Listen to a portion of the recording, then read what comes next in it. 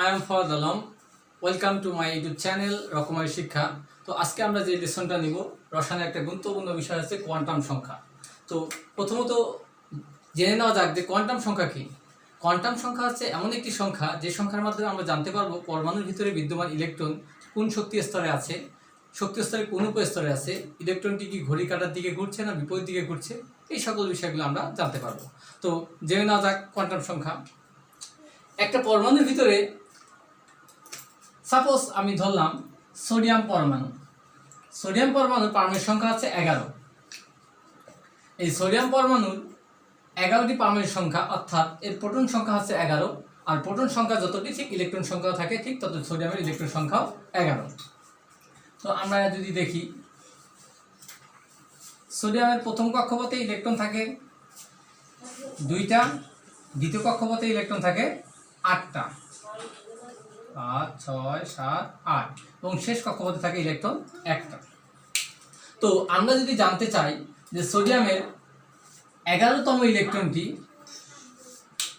কোন প্রধান শক্তি স্তরে আছে, প্রধান শক্তি স্তরে কোন উপস্তরে আছে এবং ওই 11তম ইলেকট্রনটি ঘড়ি কাঁটার দিকে ঘুরছে না বিপরীত দিকে ঘুরছে, এই বিষয়গুলো জানতে গেলে আমাদেরকে জানতে হবে কোয়ান্টাম সংখ্যা। তো জেনে নেওয়া যাক কোয়ান্টাম সংখ্যা। কোয়ান্টাম সংখ্যা 4 প্রকার।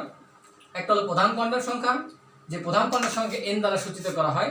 এই n এর মান 1, 2, 3 থেকে আমরা বুঝবো n এর মান যদি 1 হয় তাহলে এটা হলো প্রথম শক্তি স্তর, n এর মান 2 হলে দ্বিতীয় শক্তি স্তর, n এর মান 3 হলে তৃতীয় শক্তি স্তর। এভাবে প্রধান কোয়ান্টাম সংখ্যাকে n দ্বারা প্রকাশ করা হয়।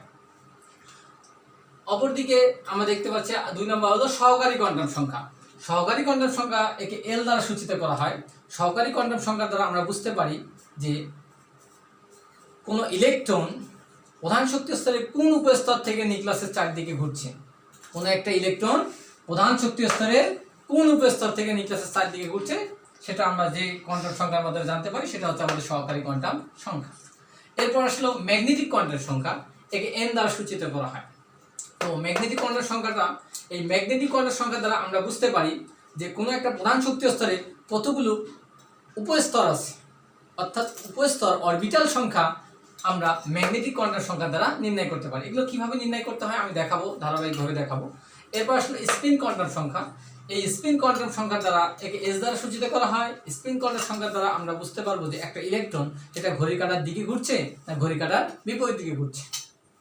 তো এক এক করে জেনে নেওয়া যাক প্রধান কোয়ান্টাম সংখ্যা সম্পর্কে আমরা এখন বিস্তারিত আলোচনা করতে যাচ্ছি। প্রধান কোয়ান্টাম সংখ্যা, আমি প্রথমেই বলেছি প্রধান কোয়ান্টাম সংখ্যা হচ্ছে সেই সংখ্যা যে সংখ্যা দ্বারা বোঝানো হয় যে কোনো পরমাণুর ইলেকট্রনটি কোন প্রধান শক্তি স্তরে আছে, কোন একটা ইলেকট্রন কোন প্রধান শক্তি স্তরে আছে সেটা তার প্রধান কোয়ান্টাম সংখ্যা দ্বারা নির্ণয় করা যায়। n এর মান যদি 1 হয় তাহলে সেটা হলো প্রথম শক্তি স্তর,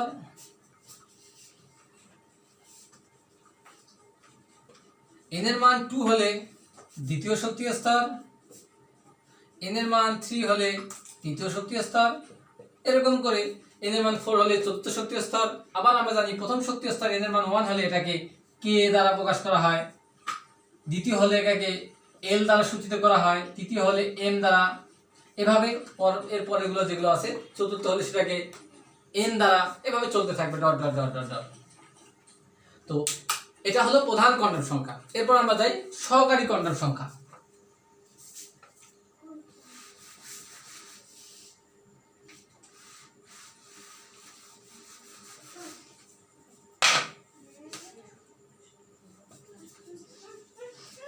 সহকারী কোয়ান্টাম সংখ্যা, সহকারী কোয়ান্টাম সংখ্যাকে l দ্বারা সূচিত করা হয়। এই সহকারী কোয়ান্টাম সংখ্যা দ্বারা আমরা বুঝতে পারি উপস্তর, উপস্তরটি s হবে না p হবে না d হবে না f হবে, এই উপস্তর আমরা বুঝতে পারবো l এর মান দেখে। তাহলে l এর মান নির্ভর করে n এর মানের উপর। l এর মানটা হবে 0 হতে n-1, 0 হতে n-1। তো দেখি আমরা প্রথম শক্তি স্তর যদি হয় তাহলে n এর মান 1। প্রথম শক্তি স্তরে যদি আমরা সহকারী কোয়ান্টাম সংখ্যা বের করতে চাই তাহলে দেখা যায় কি হবে, এটা l এর মান, n এর মান যদি আমরা 1 বসাই তাহলে কি হয়, এখান থেকে বিয়োগ করলে 1 থেকে 1 বিয়োগ করলে 0 হয়। এই হিসাবটা আসলে আমাদের নরমাল যে ম্যাথমেটিক্যাল আমরা যে হিসাব করি এরকম না, এটা 0 হতে n-1, তাহলে এখানে n এর মান ওয়ান বসালে এটা কত শূন্য হয়, শূন্য হতে শূন্য মানে শূন্যই হয়। তাহলে এল এর মান শূন্য হওয়ার অর্থ এটাই, আমি প্রথমেই বলেছি এল এর মান নির্দেশ করে উপস্তর। এল এর মান শূন্য হওয়ার অর্থ হচ্ছে এখানে উপস্তর হচ্ছে এস, উপস্তর এস। এন এর মান যখন 2 হবে তখন এল এর মান হবে, দেখি আমরা কি হয়। এল এর মান 2 হলে এখানে আমরা বসাই, 2 হলে কত, এটা বিয়োগ করলে 2 থেকে 1 বিয়োগ করলে 1, তাহলে হিসাবটা কি শূন্য হতে 1, তাহলে 0 1। তো এখানে উপস্তর কি দাঁড়াচ্ছে, দ্বিতীয় শক্তি স্তরের উপস্তর কি হবে, তাহলে এল এর মান 0 মানে এস, এল এর মান 1 মানে পি, তাহলে এটা আমরা লিখতে পারি 2s 2p, আর এটা হলো 1s, অর্থাৎ প্রথম শক্তি স্তর উপস্তর একটা, এইজন্য আমরা 1s পাই, কখনো 1p আমরা পাই না। এই এল এর মানই নির্দেশ করছে তার উপস্তর। এন এর মান 2 হলে আমরা দেখলাম কি হয়, এটা এন এর মান 2 বসালে এখানে বিয়োগ করলে 1 হয়, 0 থেকে 1 মানে 0 1, অর্থাৎ 2s 2p। এন এর মান যদি 3 হয়, এল এর মান তাহলে কি হচ্ছে 3, এখানে বসাই আমরা, এন এর মান 3 তাহলে এখানে 2, তাহলে 0 থেকে 2 মানে কি 0 1 2। এল এর মান তিনটা দ্বারা আমরা কি বুঝতে পারছি, তৃতীয় কক্ষপথে কি আছে 3s 3p 3d, অর্থাৎ তৃতীয় শক্তি স্তরের উপস্তর আছে তিনটা 3s 3p 3d। এভাবে n এর মান যদি আমাদের 4 হয় তাহলে আমরা দেখতে পাচ্ছি l এর মান 0 1 2 3, কারণ 4 এখানে বসালে কত হয় আমাদের 4 থেকে একবার দিলে 3, তা আমরা এটা এভাবে লিখব, নরমাল ম্যাথমেটিক্যাল হিসাব না, 0 হতে, তো 0 1 2 3, অর্থাৎ 0 1 2 3। তাহলে চতুর্থ শক্তি স্তরের উপস্তর দেওয়া হচ্ছে কয়টি, 4s 4p 4d 4f। তো এভাবে আমরা বের করতে পারি, অন্য কক্ষপথের ক্ষেত্রে আমরা উপস্তরগুলো এভাবে নির্ণয় করতে পারি। তো বোঝা গেল সহকারী কোয়ান্টাম সংখ্যাটা কি, একে এল দ্বারা সূচিত করা হয়। এল এর মান এন এর মানের উপর, অর্থাৎ প্রধান কোয়ান্টাম সংখ্যার উপর নির্ভর করে। এল এর মান হচ্ছে 0 হতে n - 1। এন এর মান যদি 1 হয় তাহলে আমরা এখান থেকে কি করতে পারি, 1 থেকে 1 বিয়োগ করলে 0, অর্থাৎ 0 হতে 0 মানে 0, এল এর মান 0, অর্থাৎ উপস্তর হলো, প্রথম শক্তি স্তরের উপস্তর হলো 1s একটি। আবার n এর মান 2 হলে l এর মান হচ্ছে 1, এটা থেকে এটা বিয়োগ করলে 2 থেকে 1 বিয়োগ করলে 1, তাহলে 0 1। তাহলে দ্বিতীয় শক্তি স্তরের উপস্তর কয়টা, 2s 2p। ঠিক অনুরূপভাবে আমরা দেখতে পাচ্ছি n এর মান 3 হলে 3 বিয়োগ করলে 2 হয়, 0 হতে 2 মানে 0 1 0 1 2, 3s 3p 3d। এভাবে অনুরূপভাবে আমরা চতুর্থ শক্তি স্তরের ক্ষেত্রে উপস্তরগুলো বের করে ফেললাম। তো এবার দেখা যাক ম্যাগনেটিক কোয়ান্টাম সংখ্যাটা কি।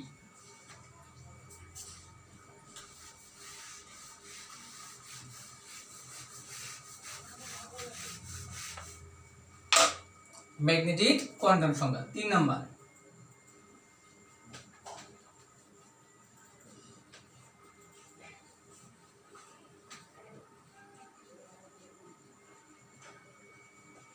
ম্যাগনেটিক কোয়ান্টাম সংখ্যা, তো ম্যাগনেটিক কোয়ান্টাম সংখ্যাকে m দ্বারা সূচিত করা হয়।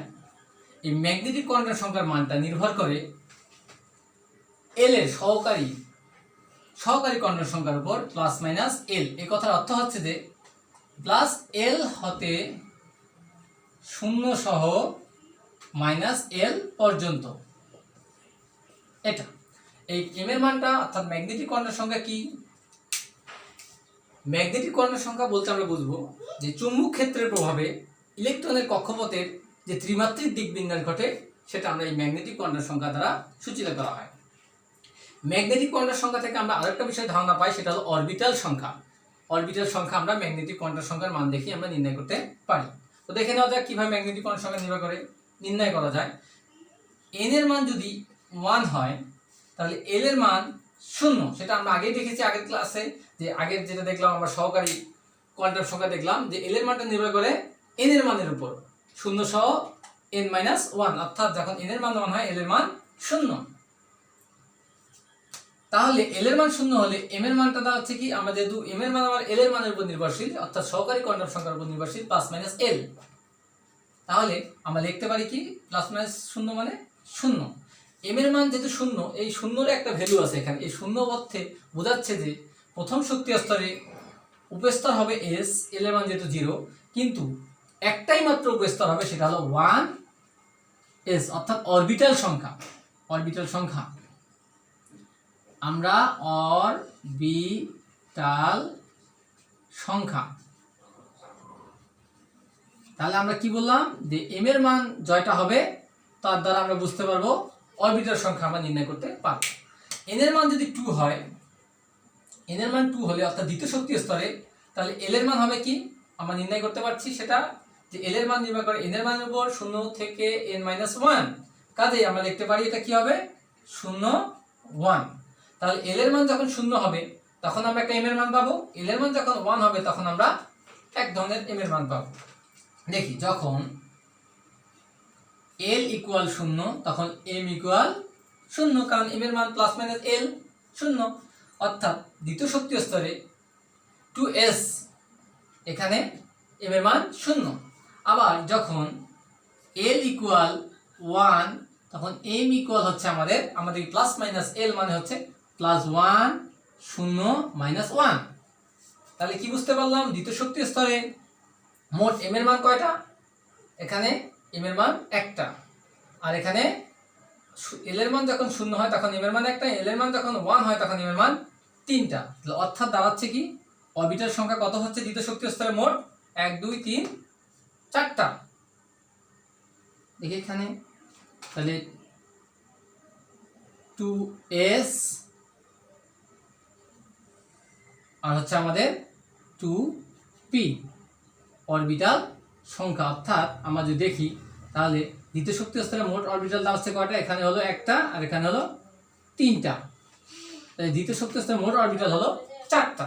ঠিক অনুরূপভাবে যদি আমরা দেখাতে চাই, আমি মুছে ফেলছি উপরের অংশটুকু, যদি আমরা n = 3 নিয়ে করি তাহলে কি হতে পারে সেটা আমরা দেখি।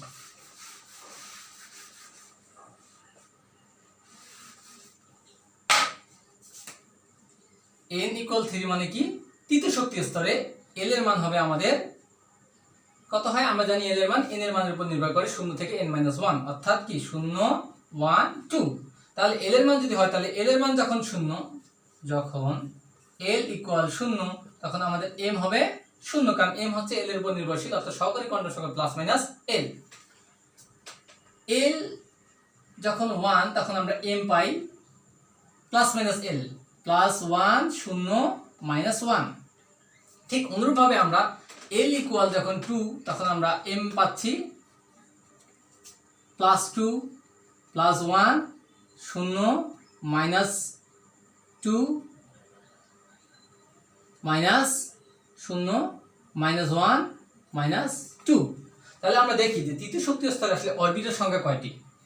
প্রথমে দেখতে পাচ্ছি এখানে l ইকুয়াল যখন 0 তখন m ইকুয়াল 1, l ইকুয়াল যখন 1 তাহলে এখানে 3টা, আর যখন l ইকুয়াল 2 তখন m ইকুয়াল 1 2 3 4 5টা আমরা মান দিচ্ছি। আসলে এইগুলো এক একটা শূন্যর একটা ভ্যালু আছে, এখানে শূন্য বলতে বোঝাচ্ছে অরবিটাল সংখ্যা 1, m এর মান 0 মানে অরবিটাল 1, m এর মান 3টা যখন দেখতেছি আমরা এখানে প্লাস 1 0 মাইনাস 1, এর কথার অর্থ বোঝাচ্ছে এখানে অরবিটাল হলো 3।